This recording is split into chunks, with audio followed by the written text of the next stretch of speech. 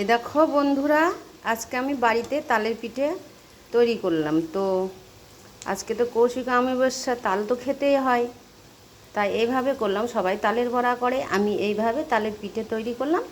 তো আপনারা সব পুরো ভিডিওটাতে দেখতে পাবেন যে তালের পিঠেটা কিভাবে তৈরি করলাম। খেতে তো খুবই সুস্বাদু।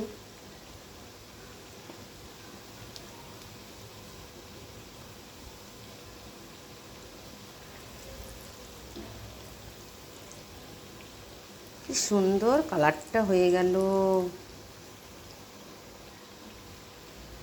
এই দেখো, তালের পিঠেটা ভেজে নামালাম, কত সুন্দর হয়েছে দেখো।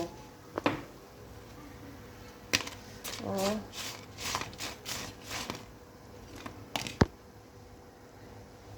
খুব সুন্দর হয়েছে। সবাই বাড়িতে এরকম করে তৈরি করবেন।